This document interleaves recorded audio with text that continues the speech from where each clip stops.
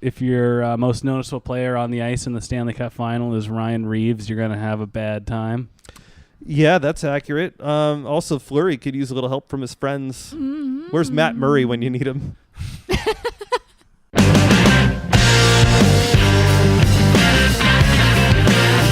We get a lot of shots. Everybody come to their net. We just have to get more and more pucks to the net. What were you saying about putting pucks on net? Pucks on net. Pucks on net. Continue to put pucks on net. Pucks on net! Well, that's the key. We got to get the puck on net. We used to talk about in Vancouver getting pucks on net. Pucks on net and driving and making a hard night on them. 5 long years.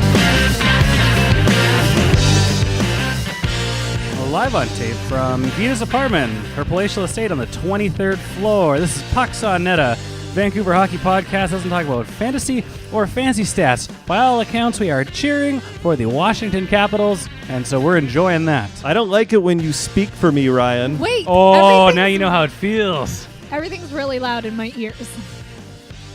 Both of you yelling at each other. Mm-hmm. Geeta's headphones are as broken as the Vegas We've Golden talked Knights. about it. You don't speak for me. Vegas has never faced adversity before. They don't know what to do. What's going on? They're like Ronda Rousey right when she was about to get knocked out for the first time. I don't know how this feels. They'll never win another game for the rest of their franchise history. This is true. They also don't know how to regroup. They don't know how to juggle lines. There's a lot of problems or a lot of concerns for the old Washington. It's too late. That they'll learn for next season. When they go 4-78? No, when they win 4-0 in the finals. Well, we're recording this podcast during the tail end of Game 4. Yeah. And TJ Oshie just got away with a pretty brutal headshot on Colin Miller, which directly led to their 5th goal. So I'm sure by tomorrow, this will be a very controversial topic. But for us, it just happened, and they only showed one replay. So we're not going to talk about that too much. But, I mean, if we've known anything about this series when it comes to controversial hits involving top 6 Capitals. Oh, just like how CTE is fake news, there will be no suspension. Is that fake? Uncle Gary says it's Oh, fake yeah, news. those are bad. Yeah. I don't really want to watch them. Yeah. Have you heard about those? Yeah, I've been watching them. The depositions. Okay. The tapes are available, and it's kind of old boys being old boys. Right. Jeremy Jacobs is by far the worst one. Yeah. It's really, really bad. Oh. Like, I didn't think I could call a guy an indentured slave master who pays his people millions of dollars, but he really doesn't give a crap about anybody on his team as human beings. It was very clear from the way that he came off in those depositions, and I have a forum to call this stuff out, and I'm going to call him out right now that it was pretty bad. Thoughts and those with comments about Dave's comments can be sent to Palatial Estate, 23rd floor, Vancouver, Canada. He's a bad man. Him and Eugene Melnick are just like the axis of evil in those Board of Governor meetings. I don't disagree with Dave this time. I feel like there are many owners of that generation who feel that way about these employees. Well, yeah. And it is the older people, like Geeta's saying. It's the older guys. Yeah, it's the old guys. It's like, I know how to run a business, and I don't care if it's a hot dog stand or a hockey team. If it's not profitable, move it to Kansas City. I mean, it's totally true. Like you see it in the NFL. There are owners that are super progressive, and then there's those who are just going to hold steadfast to what they believe in. Robert Kraft, Jerry Jones. Yeah.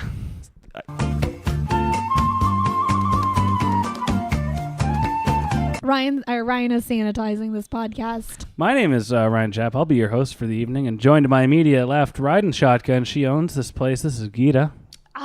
Those Palm Bays don't sit well. Are they hurt? Are your teeth starting to chatter? Yeah, they're just disintegrating. Why didn't you just do a pixie stick and a line of cocaine? I know. And that's Dave in the hot corner this week, because PMAC is in Winnipeg. Ryan is censoring me. I have to. And Geeta, it's a shame. Now, this we're going to do some shameless plugs here for a second, but it's a shame you're drinking that Palm Bay, because if you had grabbed one of these delicious Summer Mingler assortment packs from Granville Island. This is Errol's Palm Bay, too. I know he's listening. He's a Patreon backer. Yeah. Wow. Errol. Hang on. And then we'll just take a swig of this. What's this? A Lion Summer Ale from Granville Island? Probably better. Well, that's fantastic. If you want to toast the Washington Capitals Game 3 impending victory or mourn and drown your sorrows as a Golden Knights fan, it's perfect for either occasion. The official beer of, depending on who you ask, TJ Oshie, because he's happy. We're like a bunch of 17-year-olds. We're just passing booze around. Or David Perron, who's very sad. We're all going to get mono. Like a Dave Cyrus. That happened to me. Yeah, but at least you can say you got it from Ryan. Yeah. And this is lovely. Yeah. That is really nice, actually, Yeah. especially after drinking that battery acid that the biscuit drinks. It's like burning. When's your next dentist appointment? Errol, It's burning my internal Errol owes everybody an explanation. Errol, were they out of growers? They're out of hay-alls. Hey y'all. Ugh, you freaking hillbillies. Well, thank you for joining us. Make sure you follow us on Twitter at PucksOnNetCA or PucksNetCa. Y'all-ka! And if you want to support the show monetarily, you can head on over to patreon.com/PucksNet, where you can pledge a couple of bucks. Or you could give Errol a couple of bucks so he could buy some decent liquor. Like a 2-liter bottle of Growers. Yeah, that would be better. We'll set him up this. That tastes like if you were drinking just a Slurpee syrup without the ice. I never touched it, and I was like, I've had such a long day, which started in Abbotsford. At the zoo. It's just carbonated grenadine with like a shot of brandy in it. Oh, and at the end of the show, usually we do our trials and tribulations of the world of online dating on Patreon, but Dump and Chase returns as our final segment of the night because Geeta's got a doozy. Yeah, you've been hyping this one since late last week. You were telling me about this on Friday. Ryan's so excited for me to tell you. It's pretty good. We've workshopped it. Oh, wow. Okay. No, There's we zingers. haven't. Well, yeah, have you? Is it going to be as big and boastful and loud as the pageantry of the Stanley Cup Finals? Better. We had a Little John concert. We had Imagine Dragons. We had Sting and Shaggy. We had Fall Out Boy. And we had everybody's creepy uncle, Wheel of Fortune's Pat Sajak. Boy, is that Vanna White, the co-host? Yeah. Vanna's looking really good tonight, isn't she, folks? She's That's looking right. just Oh, great. yeah. Oh, it's a different time, so I can say that and just comment on her body. So what are you talking about? Washington couldn't get any celebrities to come out there? I think their most famous fan is retired porn star Mia Khalifa, who did that culturally insensitive porno that got her in the pop headlines, but she was out of town. So they got Pat Sajak, and I loved this because you have this crazy Vegas show in games 1 and the whole playoffs, and like it's dumb, it's cheesy, but it looks good. It looks fine. professional. It's not my cup of tea, but I just I'll watch some Netflix, and then when the game starts, I turn it on. Yeah, about an hour and a half later when he's defeated that boss and that dragon. I'm not going to rant about how it's it's disrespectful to your opponent when they have like the knight carrying the other team's colors, which I think, and then throwing it on the ice. I think that's in bad taste, but I'm not going to make a mountain out of a molehill. That's Paul's job because he's not here. But like, it's a new market and they're trying stuff and they're trying to get the kids involved, and It's working for them. It works for them. It's fine. If you don't like it, you don't like it. If you're going to the game and you don't like it, then you're a no fun ski. Like I think if I was in the building in my seat, yeah. it's probably cooler in person is what I'm trying to say. But you're not going to sit there and go like, God damn it, that's not hockey. National anthem, lights off, and then the puck drop. Yeah, That's a friend of mine who shall remain nameless posted something like that on social media where he was like, I just turned the hockey game off, like game 1. He didn't watch it because of the LARPing. Wouldn't you turn it on when the LARPing was and I'm over? like, and that was a hell of that was maybe the best hockey game of the season, period. Oh my God, yeah. Game 1 was fabulous. So I'm like, way to go. You're a grumpy old man and you missed a pretty good hockey game. Actually, I PVR'd the LARPing. I was like, I need to see what the spectacle's all about. Yeah, you have to see it to have an opinion. Yeah. I watched it on the YouTube the next day. it starts really cool when they start burning off these logos of the West and the East. But when they bring out the two guys to medieval times, like Jim Carrey and Matthew Broderick style, it's like, Okay, yeah, it's super cheesy. There's bits and pieces of it, but I feel like they're in on the joke of it. They're not taking themselves seriously. I feel like the people criticizing it, are taking it too seriously. Yeah, just for a guy who refs Quidditch, like. But fucking relax. it looks good. Like it doesn't look bad. Oh, the The production values are fantastic. I like the drum line. That's probably my favorite yeah. part is the drum line with the glow-in-the-dark glasses and the glow-in-the-dark everything. Everything looks great. But then you come to... the joke was, what's Washington gonna do for Game 3? How are they gonna one up them? Of fortune. And out comes Pat Sajak in a Capitals pullover. He's like, "Hey, everybody! Yeah, we've had season tickets over there for 15 years. Just buy the glass." Yeah, he was in a hoodie where people were like, I can't believe they brought Kevin Spacey back. And he pronounced a Golden Knight's name wrong, and he was getting laughs, and you could tell it was the old people that were just like, I know him. Yeah. if we were at home right now, we'd be watching him. I'd like to solve the puzzle. Yeah. Capitals in 5. You think so? Yeah, this is over. This is so over. It feels a little bit that way. Oh, I was surprised when I turned it on and it was 4-0. I'm like, oh, you guys didn't even try. I'm guessing they didn't try. The most interesting thing to happen tonight was Don Cherry being outed by Ron McLean as a Trump supporter during Coach's Corner. Yeah, I could see that coming. It's awkward. They had a 4-star general on Coach's Corner for some reason. I think Don is the guy's really decorated. He's from Boston and he was a Bruins fan. Yeah. Okay. And so, but Don looked like a 150-year-old man compared to this middle-aged guy, and I was like, oh. Yeah, the optics weren't great. And then, Ron just slipped in. Well, when we were in Nashville, Don was tickled because your president was there, and Don got to attend a function, and then President Trump was there, and he couldn't wipe the smile off his face. And I was like, come on, and Ron. I was like, whoa. Like, even if that's true, I'm sure that CBC wants to keep Don Cherry's love of Donald Trump under wraps. Because, like, Cherry tweets. Yeah. And he doesn't mention it. Yeah. I went back today. I looked, and I'm like, I didn't look that closely, but I couldn't find anything. I've always kind of assumed that he might be a fan, but he Don's fits the demographic perfectly. He does fit he does fit. He likes the troops, and he's an old white man, but he also has.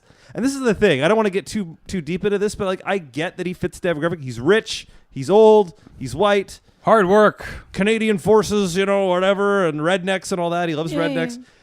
But like anybody that has daughters or knows a woman, like or a black person or a Hispanic person, like basically if you know anybody that's not a white man and you like them and you like having them in your life, how could you possibly be a Trump supporter? Yeah, but how long did it take him to get comfortable with Europeans in the hockey league? He's still not. Yeah. And French guys. Yeah. Oh man, he said something so and I loved Don Cherry. He said something so stupid. He had the prospects on where they go, "Hey, I'm so and so. My favorite player. My favorite player is Sidney Crosby." Yeah, because he's been around my whole life, and you're all old. And he goes, "We weren't gonna do it because there was only 2 Canadians in it, but we're doing it anyway." I'm like, God. No. All right. Anyway, I love Ramses Dallin will get his revenge by living well. His favorite. Speaking of him, this is his very first hockey game that he's watching. I think. NHL game. Yeah. Oh, good for him. So there's been some very bad. It's been incredibly National Hockey League music. Imagine Dragons, Sting and Shaggy, Fall Out Boy, who sounded terrible tonight. You went after the Imagine Dragons on social media pretty hard, but they're at least relevant. Like they're a thing. They're on the radio. Like Shaggy is not a thing. QMFM presents Shaggy and Sting. Like in 1996. Yeah. For those listening, and this is the problem with playoff podcasts, things happen and they become dated. But it's 6-2 Washington, very late in the third period. Vancouver boy Brett Connolly. Yeah, he's looking really good. But I mean, if you're watching this game on tape delay 2 days from now, yeah, that's what we should do. Well, the series will be over by the time this airs. Probably. You mean like an hour and a half from now? Yeah, it's over. Like the series is done. I think it's gonna be fun though to see Ovechkin lift the cup. That'll be nice. I got a question for It's gonna mean a lot to him. Who do you have for Conn Smythe Trophy winner if things go the way they are? Well, Geeta. Now I'm just giving it to Ovechkin. He's the game changer. Yeah. There's nobody on Vegas like that. No, I would have given it to Fleury even in a losing cause, but he's given up 6 tonight. Yeah, he's looking like Fleury. He's given up 6 on 23 shots. That kind of ends the Mind you, on Saturday he didn't look like Fleury. No, he looked good, but I mean, it's just the the Capitals are just so good. They're so big. They're incredible to watch, and they're just wearing down Washington. And he's just he's got no defensive help. And let's face it, those stories are written. I'm leaning towards Braden Holtby for Conn Smythe because they lost the first 2 games with Grubauer, and he's come in, and they've just been a different team. He's been the MVP. He's been their most valuable player. Like they got outshot pretty bad in a couple of their games in the conference finals, and he essentially won them straight up. They didn't get him a lot of goal support last game. They only got 3, and he kept the door shut. Also, Kuznetsov, you can't count him out. He's like every goal he gets is a game winner. Oh, he's been fantastic. You got any problem with his dirty bird dance? I like it. I kind of like it too. I like it. It's because it's consistent. He's been doing it for like 3 years. It's his thing. It's the thing he does. Can't take that away. It's tradition now. He's the Birdman. No, and it's either Teemu Selänne. He should have shot his glove after every goal. It's 7-2 for Winnipeg. Why is everybody mad? Why you have to be mad? I think the success and the fame got to Vegas's head a bit much. Like Jonathan Marchessault, he drove up in the Vegas-born Lamborghini. Okay, what was all that? That was pretty about? sweet. I liked it. Some car dealer. Yeah, some rich guy thing in Vegas. Oh, okay, it seemed pretty douchey. Yeah, he's like drive my Lambo. Yeah, and it's got Vegas born on it, and he's all strutting and looking cool. But then before Game 3, Washington has their hot lap they do in practice. Yep. And when things look bad, instead of Ovechkin doing it, Barry Trotz has done it. Ovechkin went back to doing it, and they look great. And before Game 3, when the wheels really started to come off for Vegas, Jonathan Marchessault did his own hot lap in practice. And Hockey Gods McGee is over here sitting in the hot corner. That's their thing, man. That's their thing. Yeah. You don't mow another team's lawn like that. Uncool. No. So, but they're losing because, Washington, it's their moment. It's just their moment, and they're so deep. Like, Vegas has got a great team. They've played well all season. I'm not taking anything away from them. It's a miracle that they made it this far. Yeah. But you look at Washington's team, and there's so much depth, especially on defense. You've got Niskanen and Orpik. You've got Carlson. They're so deep at every position. And they have other players that have come in that have made a difference. Like Kempney's really made a difference. Devontae Smith-Pelly. Holy, look at him. He's playing great. Brett Connolly. These are Chandler Stevenson, a guy I remember from the Dub a handful of years ago. These are guys that other teams weren't patient enough with. And at 23, when they weren't scoring 25 goals and 50 points, they're like, off with you. Right. And now, in a more limited role, they're showing that they are top-end players, and they were putting up points. Like, Brett Connolly was like a 6th overall pick, when he was drafted. Yeah. And he bounced around for a while, but he's definitely found a home in Washington. Yeah, he was a Tampa Bay Lightning pick. Yeah. Okay. Yeah. But, he's got a second life in Washington. And, Braden Holtby had a 3-point-something goals against average in the regular season, and he's just... He's following the Detroit model. You save it for the playoffs. I love Braden Holtby is one of my favorite one of those guys, that wears pads and stops a goalie. He's one of my favorite goalies. He seems like a non-weirdo goalie. He seems like a regular-ass dude. I think he's in between regular-ass and hothead. He's not quite John Quick. So kind of Curtis Joseph-y? Yeah. Curtis Joseph was kind of like that. But a guy that went to the Stanley Cup Final. Poor Cujo. Hey, he never made it. No, East Final. That's pretty good. East Final, yeah. And West Final once, too, as well. But never to the big dance. But I liked him because he was thrown in. I think he came almost. I forget the pattern, but he was in the Saskatoon Blade, and then wound up because of injuries, playing for the Capitals. Was thrown in the playoffs. They beat the defending Stanley Cup champion Boston Bruins, and he kind of just I'm here now. I got to be a good goalie, and he just really. Yeah, it was pretty organic. His rise. It wasn't like the Demko manufacturing where we've known he's and that's not an insult. It's just we've known forever that he's the heir apparent. There's 2 ways to learn how to swim. You can get thrown in the lake off the dock, or you can pass yellow. Because you're saying there's no way of knowing that he was going to be as good as he is. No, because when he came around, they had 2 young goalies in the system. They had Varlamov and Neuwirth, who were at their time in their early 20s and much higher rated prospects. But so you never know. It's kind of like with the Canucks. You could say the same thing. We all think that Demko's the guy, but it could be DiPietro. Well, I mean, we have too many goalies now. We should probably really trade one of them. Well, he's a world champion. And expensive.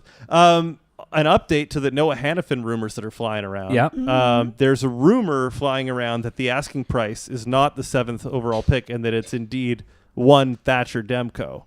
Because they need a goalie. They do. Scott Darling did not work out. So my question to the two of you is, oh man, with Michael, not Rick DiPietro, showing us that. No, they dispatch goalies too quickly. And is this just all a little bit of history repeating? Yes. Now, Yeah. to be fair, that worked out relatively okay because Bo Horvat is pretty good at hockey. no, and it is, but it's going to Yeah. work out pretty okay again. Yeah. And I mean, sure, Corey Schneider had a bad season, but before that, he was the 4th Vezina nominee kind of goalie Yeah, for the last 5 years. But had he not been, traded away? yeah, that's what I'm saying. They Bo's great, but man, that's a good goalie. Yeah. I don't know if I'd make that. I wouldn't make that deal. You could have gotten someone else.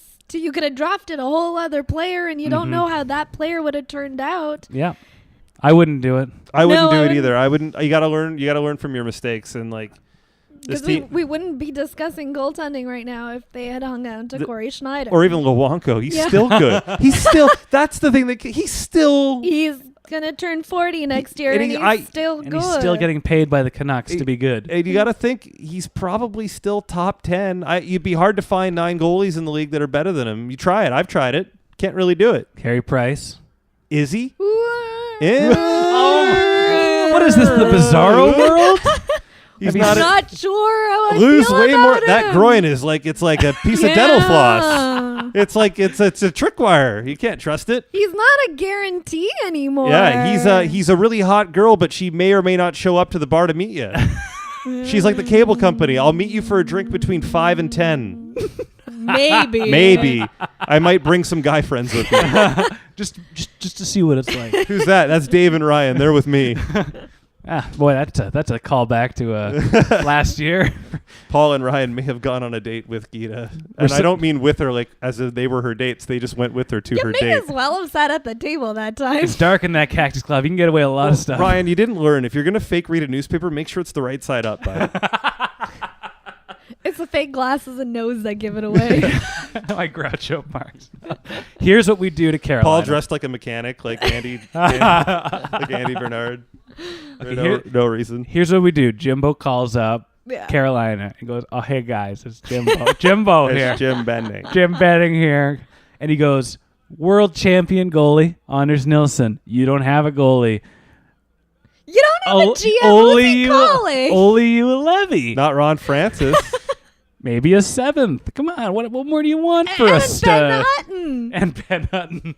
I would my counter, the most I would go for Hanifin would be Hutton and the pick. I think that's a very fair offer because it replaces the hole in the roster. Like they don't have to go out and sign another defenseman. Like You tell them, take this Bet- pick, turn it into your Bo Horvat. you get a 7th overall pick, so you can draft like Bouchard or Bovquist or one of the other million defensemen that are available, like 3 through 11. Mm-hmm. But you get Ben Hutton, who's fine, He's very good. depending on who you ask. There's an upside.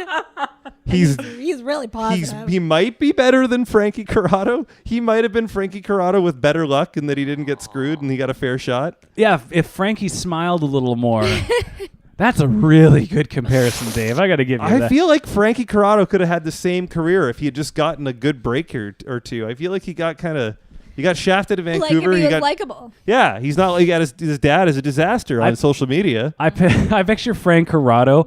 Everything he did just rubbed like the Sedins or coaching staff the wrong way. And Like then the Leafs too, right? He went to Toronto, and I think he might have accidentally pissed on Mike Babcock's shoe in the urinal next it's like, to him. who took the? Oopsies. He goes, who Whoopsies. took the last muffin? Was it Ben Hutton or was it Frank Corrado? God damn that Frank Corrado! Yeah, that was Trevor Linden's muffin. There's That was the last chocolate chip muffin in the fridge. There's a new batch. I can just go down the hall and get it. No. He's Fine. he's done his damage. Yeah, he's a healthy scratch. We're gonna address Biega. That's an honest boy. He doesn't eat muffins.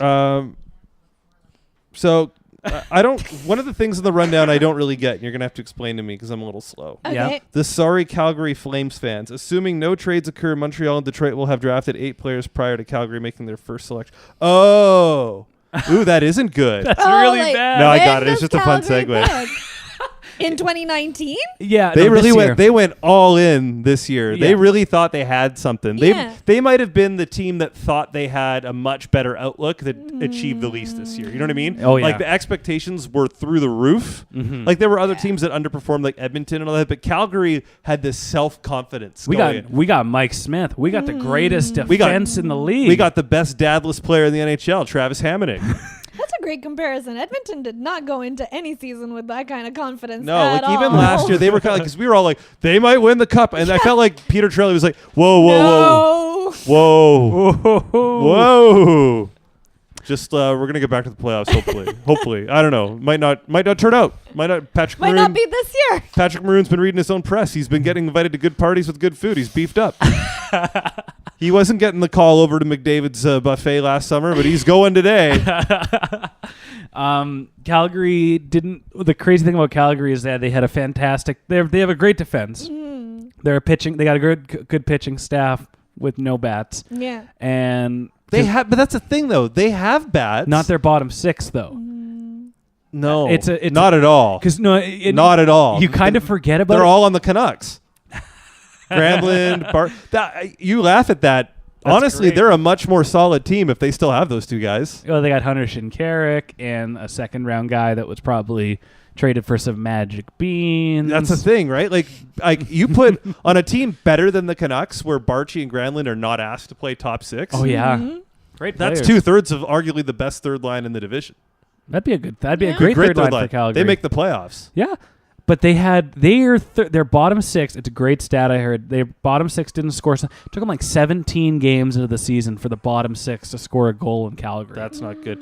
Well, Jaromir Jagr didn't really work out for them, and Troy Brouwer and Matt Stajan, those guys are all like super slow. Like, Yeah, really slow. I could skate backwards faster than they could forwards, and I actually mean that.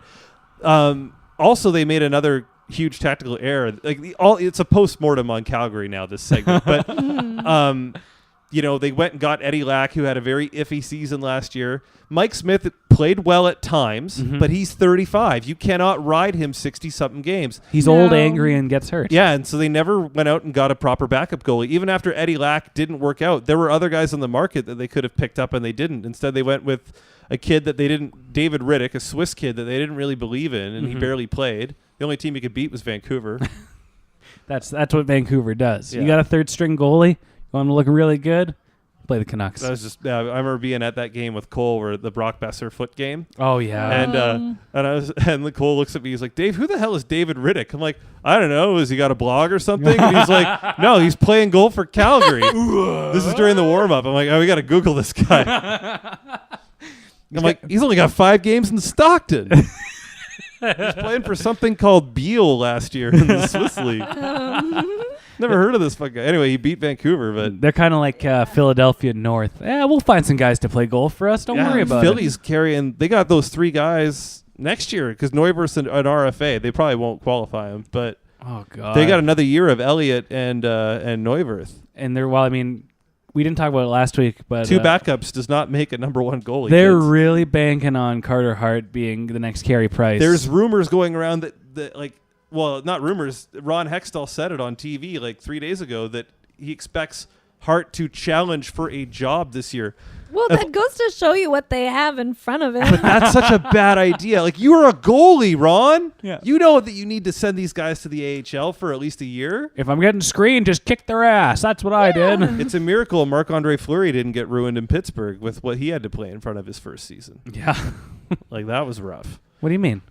Well, he made the Pittsburgh Penguins as an 18-year-old. Oh yeah, I forgot And about that was they went out and got a bunch of old guys to play with Mario. Like they went out and got like Ziggy Palffy and Gonchar and Those are names. and Legends of hockey. They had, Yeah. they had Jocelyn Tebow backing him up. Stars of Nagano. Miroslav Satan was on that team. Yeah. Fat Kovalev, Fat Recky, Fat it Roberts, sounds like Slovakia's national Bill team. Guerin. They were In in their heyday. Marc-Andre Fleury's first job in the league was an ancient Pittsburgh team that Paul Bissonnette managed to make out of camp. It was not good. Yeah, that was pretty. They had a guy named Robert Kraft. or Milan Kraft. Oh yeah, I remember him. Who was really skinny. He was like the skinny guys in that NES game Ice Hockey. You could just knock him off the puck real easy. Like a putty from from Power Rangers or something. I don't know. Sorry, that's I got the reference. I wasn't a Power Rangers kid. So they're banking on Carter Hart to be basically everything and more, and I don't think that that's fair. And I think that they need to definitely put him in Lee Valley next year in the AHL. Lee Valley. I think that's where they're. I don't know. Is that where the chips come from, or granola bars? That's Sudden Valley, Hidden Valley, something Valley, Hill Valley. Hill Valley. There was this was a big thing in Game 3, and it was it was Devontae Smith-Pelly's goal, but people can hate it, but I am really loving this nonsensical trickery, which is delayed. You got an icing. You got really tired guys out there, so all of a sudden, you automatically lose the draw. All of a sudden, you throw a bunch of players out there, and oh man, which one was it? And you just next thing you know, they've killed about a minute and 5 seconds, and getting a rest when it should be. I guess my question is, whatever happened to automatic face-offs or fast face-offs? Oh, that died hard. It was great for a couple of years. Yeah, we were getting in and out of the rink in 2.5 hours. It was fabulous. But I'm just really loving that, and that's what totally got Devontae Smith-Pelly his 3-2 goal or his 3-1 goal. Yeah, it's very baseball-y. I love it. Circumventing the rules. Yeah, if you're not cheating, you're not trying. That's what they say. Speaking of baseball, Max Scherzer, who plays for the Washington Nationals. Yes, the man of two different colored eyes. Do you want to know why he has two different colored eyes? Tell us. He absorbed his twin in the womb. No. That's what causes that. When you're people with two different colored eyes, it means you're your own identical twin. I don't know about you, Geeta, but I'm kind of thinking that's not true, but I kind of want to believe it to be true. Yeah, I know. That's Google what I'm it. feeling. That's a Google right there.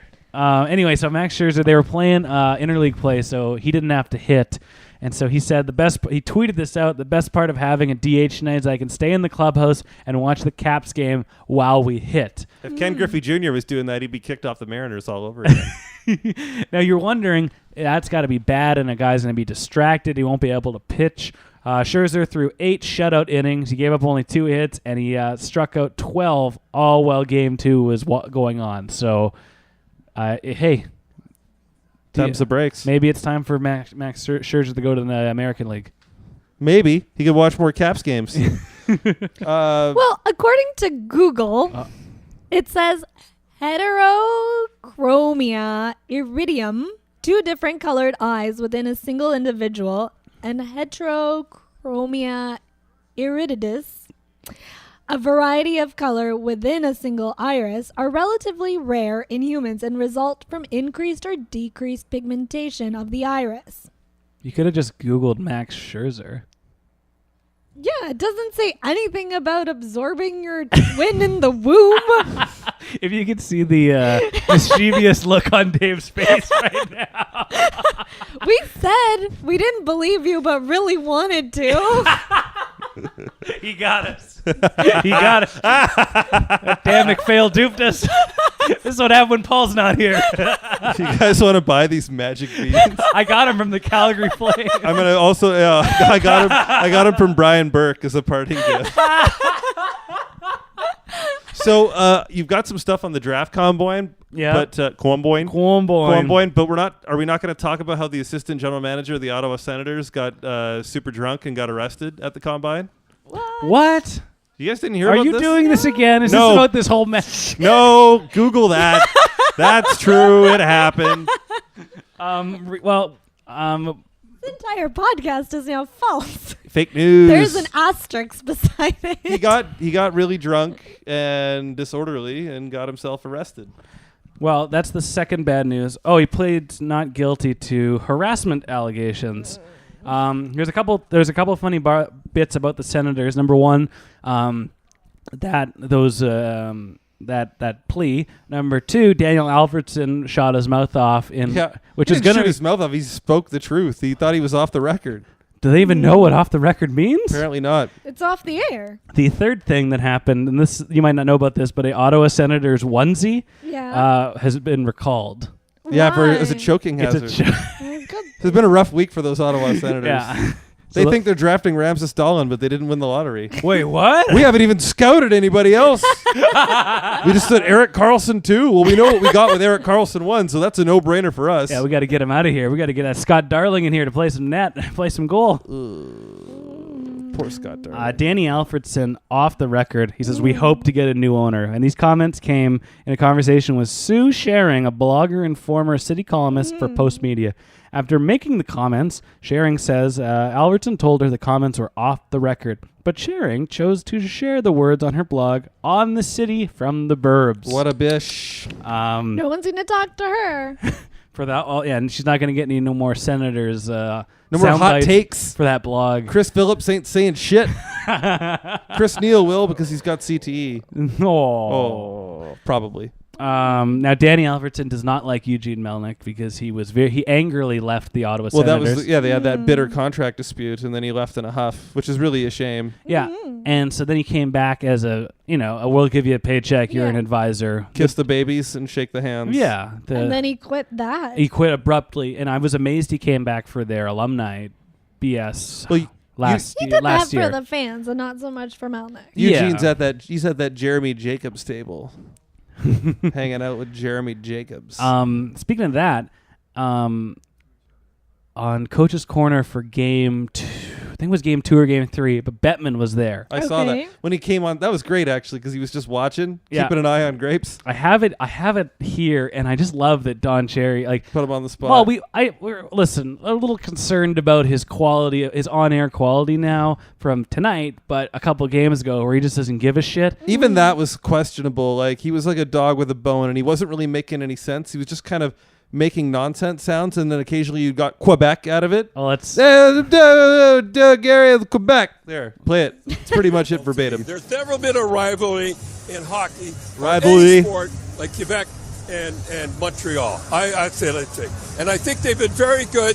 They've been keeping their mouth shut. They have not been saying a word. And they say, well, I know somebody come out and said they shouldn't be in there. They had 18,000 people. They got a brand new building. They're ready to go. I think it's fantastic. They say they don't have companies. They have video. Video. Do you want to come in? Yes, come in.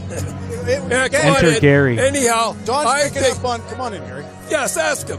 We're picking up on Quebec. Don wants Quebec back in the National Hockey League, and of course Jeremy Jacobs. What do you say? I think they deserve it. I really do. And a lot of issues, logistical, otherwise. And Mr. Jacobs expressed an opinion of some skepticism, but we're not in a process right now. And he has one vote. Good, he has one vote. Well, I have a pretty good vote anyhow, and I just came to say hello to you, not to get into a debate. Right, you're in here now. I can't believe that jacket. Beautiful jacket. Beautiful. Never mentioned me. Anyhow, he's as coherent as a contestant on The Bachelor. Like it's just all slurry. Ugh, fantasy suite. Quebec. I think it's Quebec. Quebec. They got the companies. They got Videotron. They only got 18,000 people living in the city, but they all go to the hockey game. None of them work. It's like Friday Night Lights. Store closed at the game. I think it's time for Brian Burke to get that job because he's looking for a full-time gig. Oh, I could see that. That'd be a pretty good replacement. I also like the Kelly Rudy for that job. Why? Kelly's Corner. What's that? Is Kelly Rudy that likable? Yeah, kind of. I don't really like not it. as endearing as Brian Burke now is. Brian Burke is a cuddly, curmudgeon-y old Oh, he's perfect. That's a no-brainer. Only if he wears the tie. He makes his...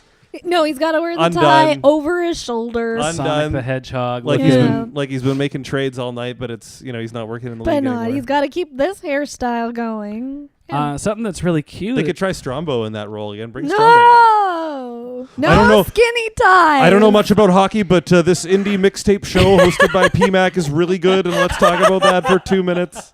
Let's talk about how great the Montreal Canadiens are, because that's the only team I know about. Let's talk about. Forget about the power play. Let's talk about the Japan droids. Honestly, if they replaced Ron and Don with Strombolopoulos and Ed the Sock, maybe.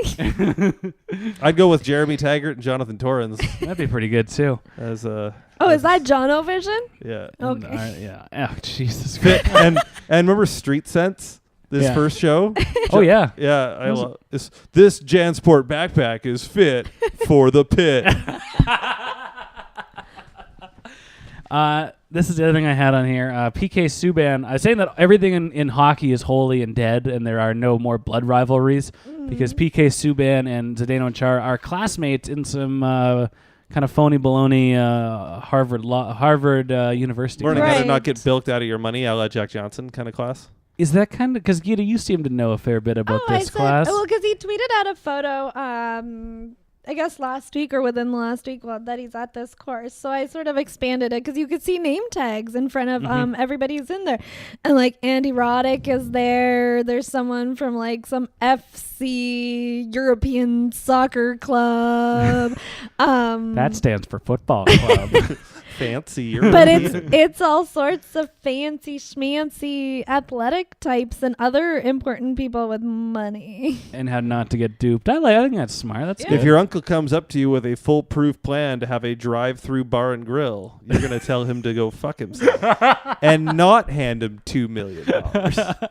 Oh, I should take these notes. You stay in the car and eat your meal in the car. You should take these. Yeah, so I had no idea what it was or if it was a joke or what. PK, you getting this? I can't make it. PK is just tweeting. He's that annoying kid in the back of the class. He's like Ryan in his marketing class watching 3 screens. You're paying for that. I hope you're getting your money's worth there, bud. Listen, I am older now. I am 30, and I am catching myself not being a outbursty young boy like I would have 10 years ago at BCIT. Yeah, you were a bit much back then, but I liked you anyway. My dad told me that his childhood report cards had something along the lines of good student, but too many frequent outbursts in class. I could see that. And I was like, Jesus Christ, that's me. And so now I just kind of sit and bite my, just try to be quiet. But then I gotta sit on your hands. Well, I got a teacher that likes being the funniest guy in the room, and sometimes I gotta throw some zingers like, down. I'm funnier. And he does not respond well to me being funnier, and I am funnier. Maybe I should audit the class just to see what's going on. He is not funnier. It'll be like an Brian brought friends. It'll be an episode of This American Life. I'll just bug the room. I'll leave a mic, and I'll be in the back commenting. Ryan is interrupting the guy's dinosaur joke and showing the class. No, bring us. We know the answer. Yes. The answer is Twitter. I know the answer. Ryan is bogarting the class this time by showing funny memes. Professor's not having it. And then just put in some light piano music. And then this is sponsored by Stamps.com. From WBEZ Chicago, this is Pucks on Net. Hockey podcast. There isn't a lot going on in the world of hockey right now. Well, we're in that bizarro. The Stanley Cup Finals is all but over. CBC is going to make no money this summer showing Murdoch Mysteries.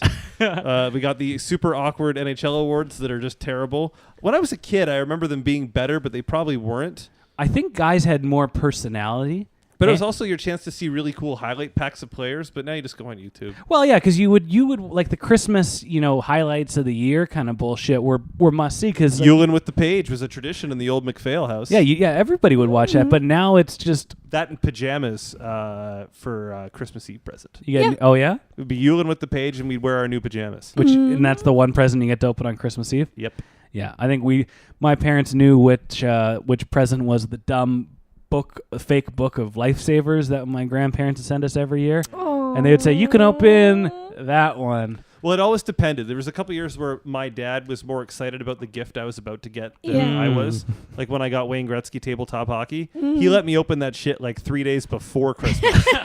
He was just frothing at the mouth. Aww. He's like, it's the Leafs and the Red Wings. This is going to be great.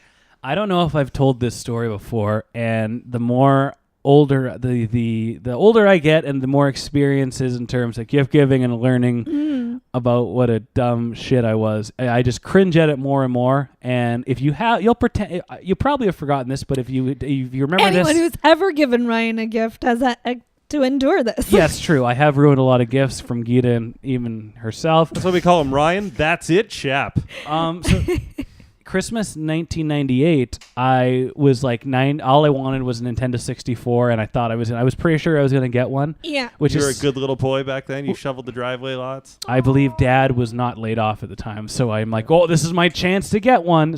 There's checks coming into the old Shap house. Yeah. So I'm already being like, I'm going to get this. I know I'm going to get Nintendo 64. I can just sense it. So my birthday is December 8th. So you know what I did with all my birthday money? Bought Nintendo 64 games. I bought WCW versus NWO Revenge. World Tour. Was it Revenge or World Tour? Revenge. Oh, good game. So I have a Nintendo. Wait, and your parents took you to the store to buy it? Yeah, and my parents the whole time said, I don't know. You don't own the Nintendo 64 yet. I'm surprised they let you pull the trigger on the game if they knew they weren't buying you the console. Oh, it gets better. Okay. Well, they were buying me the console. Okay. Oh. But they were getting pretty annoyed at how you're smug. I was assuming that I've got this gift in the bag. And so my parents took me to Toys R Us and go, are you sure you want to I mean, Christmas is in 2 weeks. Why don't you wait? You could buy it after Christmas when you have it. No, I want it now. So I bought this game just to look at it. And then my parents spent the next 2 weeks kind of making me believe that I wasn't getting a Nintendo 64. Yeah. Planting the seed of doubt. And I remember crying horribly one night because my dad more or less said, we couldn't find it. Everywhere sold out of them. I don't know what you're going to do, pal. And I fucking bawled my eyes out. That's kind of mean. But it was, he had it coming. I had 2 weeks of, but like, give me my Nintendo 64. Yeah, but now he's going to tell this story to a therapist once a week, and it's going to cost him $200 a week. No, but I did get it, and but it was, they made me earn it Very a little traumatic. Were you excited Christmas morning? I was relieved. It was like you didn't even want to play the game anymore. Just so much flop sweat. I just want to sleep for 2 days. It was like a hurricane came through a beach community, and I drove down there and saw that the dock was still intact. See, I was lucky. I had a video game addict father. He played more video games than that Ole Ulevy kid. So I never had to put this shit on my list because my dad loved Madden football and NHL. Like I knew that as soon as the game, like it would be like the day after release, there would just be a copy in the living room. I don't know how that got there. It's not for you. It's for the family. My sister never touched it. But I would always get mad because I'd be trying to sleep at night because I'm a little kid, and I would hear that NHL 94 menu music at like 1 in the morning. Do, do, do, do, do, do. I'm like, fuck. And sometimes I'd go down there. Stuff. Like, I got that Super Nintendo, and I didn't even know it was a thing. But I was really excited when I opened it up. That's at Dave's house now. Ooh, technology. Yeah, what gift? There was one year there was this very specific set of Cooper Ed Belfour themed road hockey pads. Oh, I remember those. That I really wanted. Chicago, right? Yeah, and I saw a goalie pad looking package. I opened it up, and it was Felix Potvin pads, which, by the way, were actually better. Like they were beautiful. Like they were fucking sexy. They actually looked more like modern pads now. But I just had it in my head that those are the pads I wanted, and I threw a shit fit. Oh, okay. So I'm glad I'm not the only horrible shithead child at the podcast. My old table. man just went, put on the Potvin ones and tell me what you think. And then I put them on, and I went, oh, these are bigger, and they look more like ice hockey pads. These are better. He's like, am I ever going to steer you wrong? And I'm like, no, I'm sorry. I apologize. Then I gave him his tie. But we think they will. Yeah. I want to go to a couple of questions here from Twitter. You scoffed at this question right off the bat, and I like it. I always say the same thing whenever we go to Q&A, and I like our fans, but these questions, I'm like Barry Bonds in a press conference. This question is stupid. This is from Yerky21, and he goes, which current NHL team would most benefit from a return to the rules against forward passing? I don't know, Yerky, what disease should you be treating with bloodletting again? My answer was going to be the Winnipeg Jets, because in the West Final against Vegas, they could not pass up the middle to get into the zone. Okay. So some sort of rugby bullshit to get in there would have benefited them. Maybe we should reinstate the penny. Maybe we should the rover. Maybe we should bring back. The penny would come in handy. Maybe we should bring back prohibition. 99 cents. You know who would benefit the most would be like Eddie Shore at a Ouija board. There you go. A small cup of coffee at Tim Hortons costs $1.56. So, why? So you round up. It's dirty pond water. Don't drink that. It's almost as bad as Errol's like cotton candy brandy. Cotton candy brandy? Which Geeta's been nursing this whole time. Yeah, because it burns my inside. Every time she takes a sip, it's a quarter of a cavity. Anders Lau, he's famous. He's famous in Pucksnet lore for compiling the Google Doc of the list of players that Dave claimed he was better than. Oh, you can add all the fat guys from the Penguins in the early 2000s to that list. He goes, name a free agent signing or trade the Canucks make in your dream, or nightmare scenario? Oh, you guys talked about this beforehand. My dream is the same as I think. I don't speak for you guys, but let me know if you disagree or you agree. My dream scenario is we trade the 7th overall pick for Noah Hanifin. So how about a Thatcherless Hanifin trade? Yes, that's my dream. Okay. My nightmare is a multi-year, multi-million-dollar Tyler Bozak signing. A 6x6. A 6. Yeah, that's a great. We just call that the Jimbo. The Jimbo is a 6x. Oh, how much did he get? He got 6 years and 36. Oh, the Jimbo. That's the Jimbo. Yeah. The Jimbo. That's what you're looking for. With fries on the side. I'm 28. I had 50 points. This is my Jimbo year. We also joke that if that happens next year, that they will be alternating captains in a horrible Minnesota Wild twist of Wes fate. Walsh, Darby Hendrickson, Alexander Dagg, all guys who wore the C in Minnesota in one season. Yeah, it'll be Erickson, Edler, Brandon Sutter, and Bozak. Bosey. All will somehow each be making 6x6 that If year. you get Bosey, you might be able to parlay that into a Phil Kessel trade to reunite them because they're best buddies. Oh, There'll They be some should get Kessel. That should be their long game. They'll move in. They'll move into this building, and Geeta can go to the shakers that they throw. Those damn kids up there. They would so move into a building like this. This has got Phil and Kessel they would condo never written all throw over parties. They'd just be like lounging. Lounging and. Well, you'd be up there with your 6-pack of Palm Bay. I thought there was a shaker up here tonight, That was boys. Jimbo special. I got a 6x6. 6. Do you have any nightmare? Any free agencies or No. Okay, that's good. This is a good question. Pat from Twitter, S Vitter. What's your opinion on the Canucks farm team being in Utica instead of BC? It's become a hot debate recently. I like Utica because of less travel time, more practice for our young players. I don't know. As far back as I can remember, they've always had a team in New York. Yeah, you got to have one. The Syracuse Crunch. Yeah. I like it because I like keeping them in Utica because it's far away from our shitty media that ruins everybody. Darren's just going to spread fake news about your video game addiction if you play. You mean like you don't Abbotsford. want the team in Abbotsford? Yeah. No, I think it's better in Utica. They have the least travel time out of any team in the American Hockey League. The only downside is, you don't necessarily get recalls lickety split, which isn't necessarily a bad thing. I think the time in Canucks popularity is also past. That was 7 years ago, pal. I don't think that they would draw all that well in Abbotsford. I don't think that it would be as good as people think it would be. If you can't sell out, a Canucks home game with a visiting Jets or Habs, how are you gonna fill up an Abbotsford? How are you gonna get 3,000 people in Abbotsford for a Wednesday nighter against they had their shot at the AHL and it didn't work out. And I don't see any other city in BC that is an underserved city that's big enough to host an AHL team. Like Kamloops is Blazer country. Yeah. The Victoria does a great job supporting the Royals. Yeah, the college kids are behind it. All the big cities in BC, they already have a WHL team that has an identity, and the town embraces. Yeah. Surrey maybe, but they don't have a rink. But Surrey's also too close to Vancouver. Well, the other thing I was going to maybe throw out there is Rogers Arena as an option.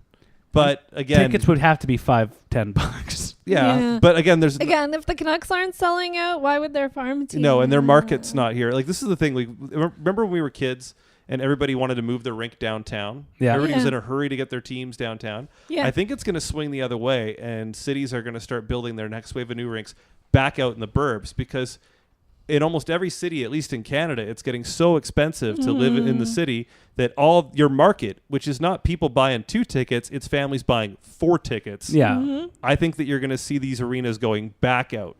Well, yeah, once they came. Or on a legitimate transit line. Well, like a good example is the Atlanta Braves had a 19-year-old baseball stadium that they moved out of last year because they built it in downtown Atlanta for the Olympics. Well, that was the problem. Downtown Atlanta is a cesspool, so then they put it out in a Georgia affluent white suburb. It also was a temporary stadium for the Olympics, and they just said, "Well, we'll just build an outfield wall; it'll be fine." So there were Turner Field was a nice looking park. Like, yeah, that's fair. Yeah, it was.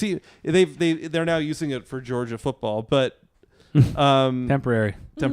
Patent pending. But they wouldn't draw flies in Abbotsford. They really wouldn't. They really wouldn't. And if you need, look at the Giants. Yeah. Like it's not the unfortunately where we almost forget that they exist now that they've moved out there. Yeah, for me, they might as well have moved to the moon. I'm never going to Langley to watch hockey. Well, and it's like I mean, we're fortunate enough to live reasonably downtown, and like to go to Langley is a trek. There's planning involved. There's it's a full day. Yeah, you're not gonna just jet out to Langley. Like if you're getting a 7:00 Giants game and you're driving, you got to leave your house at like 5:30 if you want to catch warm up. Because it's gonna take you an hour. Because I come the other way. It's gonna take you an hour and a half to get out there. And it's a good point. You're already out there, and if you're not going to 40 Giants games a year already, Geeta, who else? Who's going? Nobody. Yeah. Well, so I think we're all in agreement on that when we leave the team exactly where it is. Okay. There's a question from the Dubs, Tyler Woolley. How many dingers will Ryan hit for the shitty he had Beatles a real this year? name. That's his real name. Oh. Fun fact. He's also a twin that hated him. The question was how many dingers has Ryan hit this year? I've hit none. I'm more of an on base kind of guy. He's you're station to station baseball player. I'm just man on the bags. But Dave hit. Well, I think you're gonna hit 2. Okay, thank you. Okay. 2 dingers this year. Dave, I would just like to say that. Don't get smug. You haven't hit them yet. It's not Christmas. He's buying the console buying the cartridge before the console. That's the new putting the cart before the horse. You're buying the cartridge before you get the console. Oh, that's great.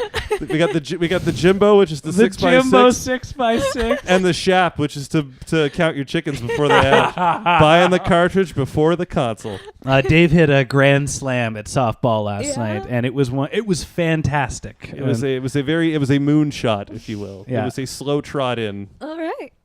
It was a very fun baseball game. Sorry, I missed it. And you missed Ryan's great double play. He stabbed a ball out of midair on the hot corner and then flipped it to second for the quick double play là. And when also known as a pitcher's best friend. When the day started, I said to Dave, I'm like, I've watched about 7 hours of baseball today. Yeah. And My head is in it. And he goes, ugh. And then I made a couple of heads up plays. He's like, you should be watching 7 hours of baseball every day. He's covering the bag. He's running out to be an option for the cutoff man, and he's letting short cover third on those plays. He looked like a ball player. Like Ryan's had some good games in the past. But I'm with Dave. Update your LinkedIn. Maybe someone will spot you. He looked very professional. Yeah. I want to say this. Very coordinated and professional. Make up a fake team in Switzerland. SC Bern softball. After the podcast last week, because we did on Sunday, I went to see my chiropractor and got a massage, and I kind of did an awkward dive for the ball, and I told my chiropractor, she's like, oh, let's take a look. And she's like, oh, yeah, you've fallen on your left hip a little odd and your knee feels weird. And I felt like I was getting worked on on the table in the medical room before a game. And I joked, I'm like, geez, I feel like a pro athlete here getting medical sports medicine attention like this. She's like, I'm more of a semi-pro athlete. What with you not having a job to go to or anything? Oh, shade. Just call yourself a TV personality. Yeah, I'm a media presenter. Social media participator. I saw that. We'll wrap it up with Milan. He had a couple questions here that I think they're good. That are good. Best Stanley Cup Final ever.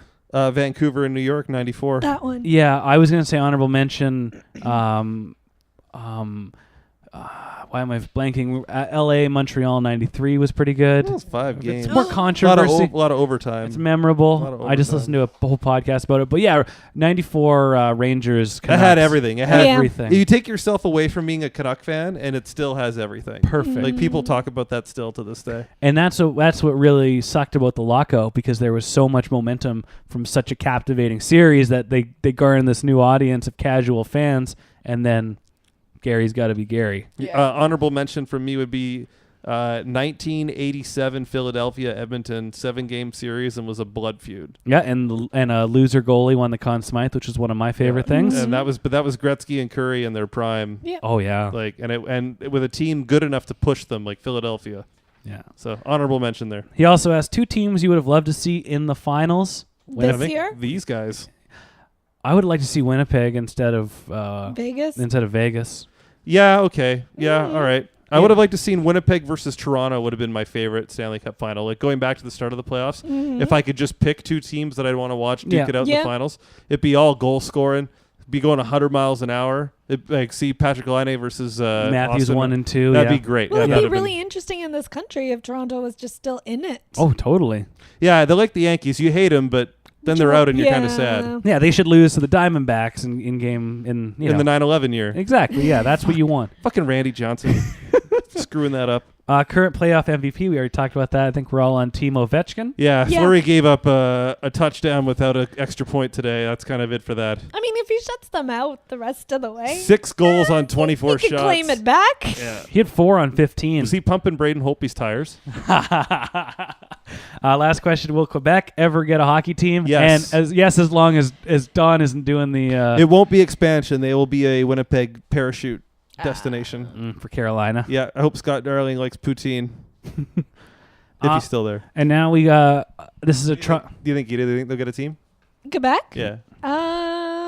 But it'll be like 2024 now, won't it? Yeah, they'll have not wanted it and then wanted it again. Ryan's beard will be all white. Like Santa Claus. We'll be so old. He'll look like Tim Allen in Santa Claus. The players really will be as old as our children. With a cocaine possession charge on my record. I've killed Wilson.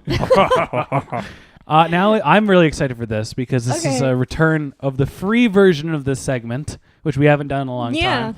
And it's won over a lot of people. People still bring up Stephanie 1 and Stephanie 2. I passed Stephanie 1 on the seawall this weekend. You guys would have been married for a year if this podcast. If you just didn't. If this podcast hadn't have existed, Geeta and I would have danced at your wedding. It wasn't for that damn Dave and that Medlin Squampton, I would have been married to that dull Air Canada Rouge flight attendant. It would have been at the Croatian Cultural Center with a White Stripes tribute band. It's cheap. Called Megan Jack. I love it. Or their band's just called The Hardest Button to Button. Oh, that's pretty good. So anyway, Geeta had a really good tale. Then it happened on Monday night. It happened last Monday night. I will start right at the top. You went out on a date on a Monday night, but who was watching Raw? Ryan filled me in. Okay. God, I wish I was watching Raw. All 3 hours of nonstop family entertainment. It lasted longer. So it started, he made a phone call, so if it was last Monday, the week prior, he gave me a phone call. Everybody's like, that's great. How retro. Right? Yeah. Anytime a girl's given me a phone call, it's gone very, very, very well. Or horribly. You're good on the phone. Well, you learn what kind of personality they have, and then they learn if you're funny or if you can handle yourself and you're not just a weirdo. Like there's no, you don't get the option of awkward pauses or stuff. You have to talk. Yeah. Now, before you continue, I will, now that I'm thinking back, the 2 times I've gotten a phone call from a Tinderella or internet gal, both of those instances have wound up in Dump and Chase or 5 Minutes for Paying Tales of Embarrassment. So maybe they're not. We date for the listener's benefit these days. Okay, he texts me and says, "Meet me at the SkyTrain." What are you buying, a used Nintendo 64? You got all those cartridges before the concert. So SkyTrains is where Craigslist stuff goes down. It's sketchy and weird. I thought he was SkyTraining in and just new to the city, and he thought I was SkyTraining in. Yeah. So I walk out there. You pull up in your Mercedes. He thought it was a car to go. And I think it was game 1 of the finals. No, it would have been game 2. Sure. Yeah. Okay, whatever. It could have been 2 series ago. No, it was game 1. Sorry for mansplaining. It was game 1. And so I suggest, why don't we just go to the Cactus Club, which is, a block away from the SkyTrain. Right there, you've already written this off. It's so generic. Paul and I weren't there. I knew as I walked towards him that it was over. You immediately know when you're not attracted to someone. Were you towering over him? No, but he was definitely What was he wearing? He looked like an old white khaki pants and a long sleeve checkered shirt, but it was untucked, and he had a bit of a tummy.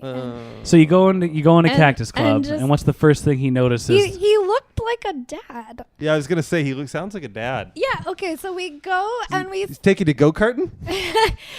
So as we're walking to the Cactus Club, he tells me a knock joke. Oh. Knock knock. Did you go on a date with Danny Tanner? Who's there? Mikey. Mikey who? And this is where like I'm like, what the fuck are you doing? And I forgot. I literally like looked at him, going, what are you talking about? And I was like, your name's not Mikey. And he's like, it's a knock joke. And I was like, oh yeah, right. This is going really well for him. You zoned out mid knock. Okay, so what was the answer? Was it Mikey Likey? No, I forgot my key. Can you let me in? Who's there? Mikey. This guy's a serial killer. I forgot my key. That's a bad joke. He was gonna make a mask with your face and wear it like Hannibal Lecter. Then we sit down. We sit on the same side. Nice. Yeah. First the phone call, now the same side. This guy is in like Flynn. A same side sit. That's actually a pretty strong move. Mm-hmm. I like the same side sit. Okay, so when he had made the phone call the previous week, I wanted to go out that Friday night because I was free. And then he's like, oh, I can't. I'm going to the island. I'm going fishing, blah, blah, blah. Such a dad move. Yeah, so I asked him. So we sit down and I was like, oh, well, how was your weekend? How was your fishing trip? Oh, I didn't go fishing. I'm like, so did you not go to the island? He's like, oh, I had a family birthday. I was on the island. And I was like, okay. He's like, oh, there were a lot of kids running around. And I was like, okay, whose birthday was it? And he's like, Sophia. And so I'm like, like in on the joke, pretending like I know who his family is. And he's a stranger. And I'm like, is Sophia your niece? And he's like, my daughter. And I was like, I'm sorry, did you say your dog? And he's like, my daughter. Now, how many times did this come up in the conversation about him having a daughter? What do you mean? Did it come up in the conversation? Prior to us going out, it never came up. He doesn't have to disclose that before I they think go you out. absolutely have to disclose you think so? that. And where in his Tinder bio did he say that he had a daughter? Nowhere. Do you think you need to I think you absolutely. I think 100%. if you talk on the phone before the date, you should mention it in the phone. Yeah, I think. Okay. Anywhere, anytime, you tell them you have a daughter. How old is this guy? 34. Now. Okay, so he's our age. Now, Geeta, I would imagine that a single father such as this gentleman, what's his name? Rob. West End Rob. West End Rob. West End Rob.